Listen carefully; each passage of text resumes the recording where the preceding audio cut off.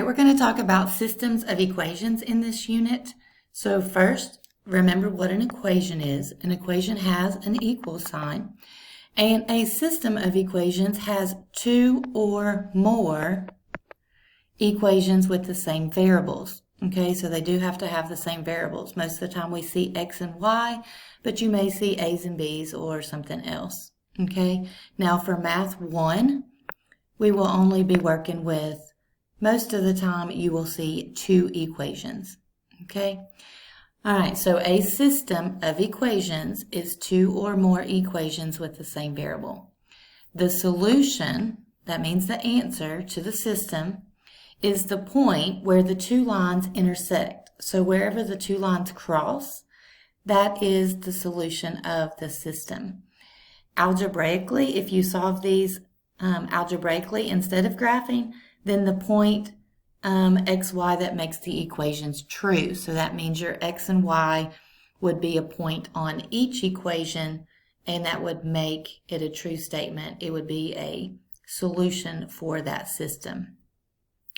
All right, so types of solutions. We are looking at linear equations, which are equations of lines, which is what we studied in the last semester.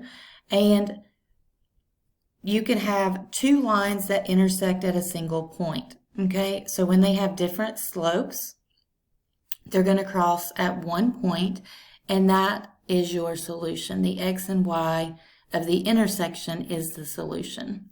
All right, we've also talked about parallel lines. Parallel lines have the same slope but different y-intercept. That means they never cross. So this system of equations would have no solution because they have no points in common.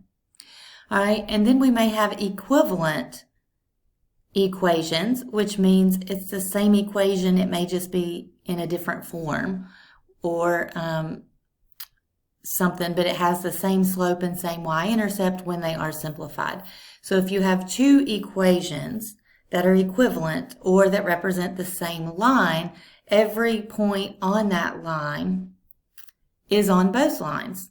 Okay, that means they have infinite solutions or all real numbers. Okay. All right, solving a system of equations by graphing. All right, the first thing you're going to do is rewrite the equation in slope-intercept form. Okay, we've practiced this. It's y equals mx plus b. Make sure you know that. You know the m is your slope and your b is your y-intercept.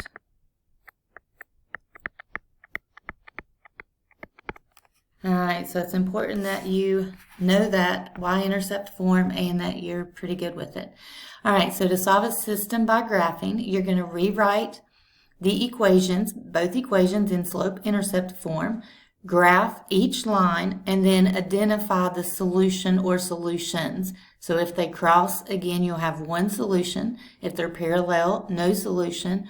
Or if they represent the same line, infinitely many solutions or all real numbers. All right, so let's look at some examples. So the first thing, it says solve each system, that means two or more equations, by graphing. All right, number 1 and 2 are both in slope-intercept form, which means we can go straight to graphing. So this will give you some practice on remembering how to graph a linear equation. All right, so you have the slope here is 1. And the y-intercept is -8 for the first equation. So we're going to go down 1, 2, 3, 4, 5, 6, 7, 8, -8. Put a point there. And then a slope of 1. That means rise 1, run 1. Rise 1, run 1. And then we're going to draw a line for these points. Okay, didn't know I was drawing a green line, but that's okay. All right, so now we got to graph the second line. The second line has a y-intercept of 1 and a slope of -2. So remember, you always start with the y-intercept because it's on the y-axis. So a y-intercept of 1 is at +1. And a slope of -2 is -2 over 1. You always do rise over run, so you need it to be a fraction. If it's not, just put it over 1. So you're going to have down 2 plus 1. So I went and, well, down 2 plus 1. All right, you also can go the other direction. If you go +2, up 2, then you go left 1. When you have a negative fraction, one of the numbers has to be negative. All right, I'm going to draw another line.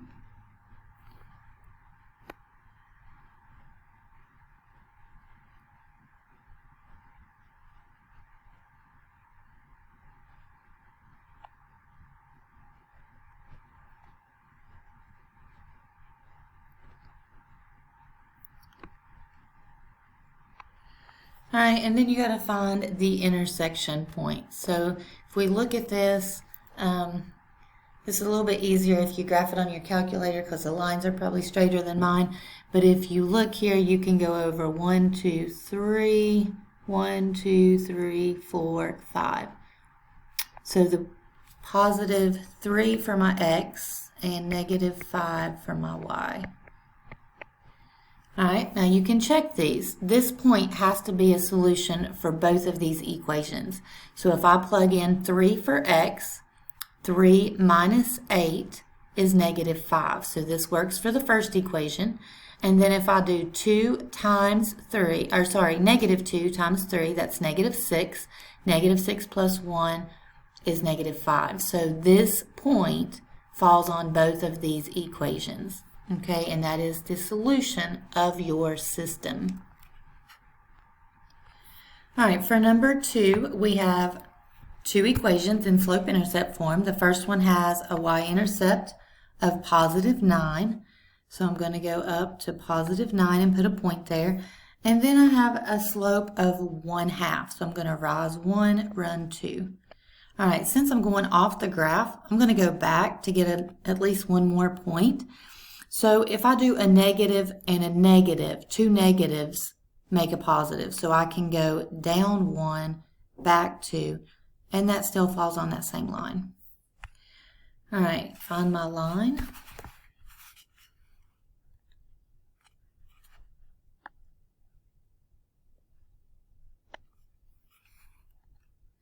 And then graph the second one. So the second one says +6. So 1, 2, 3, 4, 5, 6. And a slope of -1. So again, -1 over 1. So I can go down 1 plus 1. Or I can go up 1 to the left 1. All right, and then I'm going to draw my line. And then find the intersection point. So I'm going to go over 2, that's left 2. I'm looking for this point right here where they intersect. So I'm going to go left 2, 1, 2, 3, 4, 5, 6, 7, 8. So I went left 2, so -2. And up is +8. Again, check to see if these points fall in on each line, which means you just have to plug it in. So half of -2 is -1. -1 plus 9 is 8. So it works for the first one. And then if I take -x, so if I take -2, which is +2, 2 plus 6 is 8. So that works for both equations as well. So again, you are graphing the equations, finding the intersection point, and then checking the point to make sure it works for both equations. All right, for number 3, if we look at these, it's not in slope-intercept form. So the first thing we need to do is rewrite these equations in slope-intercept form. Okay, remember we need them to be y equals mx plus b. All right, so to solve for y, I need to simply add 3x to both sides. So on the top equation, If I add 3x to the other side, I'm going to have 3x plus 8.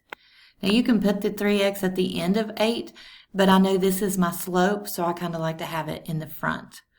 Same thing with the second equation, y is by itself. There's nothing to divide by, so all we have to do is add x to the other side. So y equals x minus 2. And again, I put the x in front of the negative 2 just because I know that's where my slope is. All right, so let's look at graphing this. So now I can find the y-intercept. So the y-intercept for the first equation is at 8, and the slope is 3. And again, remember that's 3 over 1. So if I go up 3 over 1, I'm off. So I'm going to go down 1, 2, 3, back 1.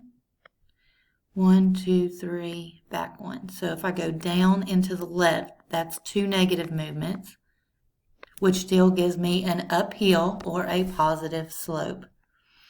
All right, so I'm going to get my line here.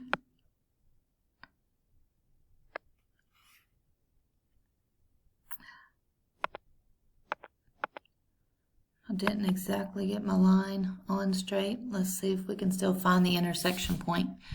All right, so this line probably should be over just a tad bit. It's supposed to go through those points.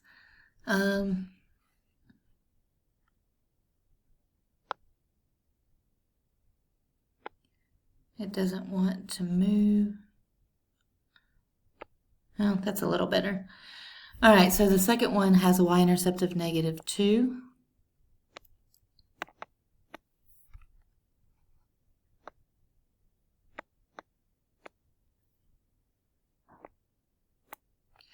And a slope of positive 1. So up 1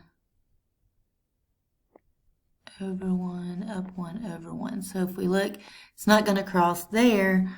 So we're going to have to go down 1, back 1, down 1, back 1. And I probably should have drew my line a little longer on the first equation. All right, so let's draw my second line. All right, and I'm kind of glad I actually did this here, because then that's going to show you that sometimes, even though these don't intersect, you should be able to see that if you continue in that direction, they will intersect. So what I need to do is go ahead and I'm going to extend this line. And that way we can see where they do overlap. Okay? All right, so let's see if I can find the intersection point. 1, 2, 3, 4, 5. 1, 2, 3, 4, 5, 6. Nope, I didn't go over far enough.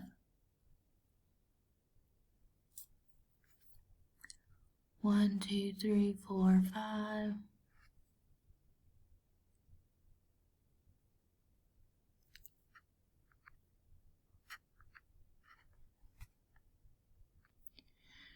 All right, so I paused it and straightened my line up a little bit. It was too bad to where I couldn't even see the point of intersection.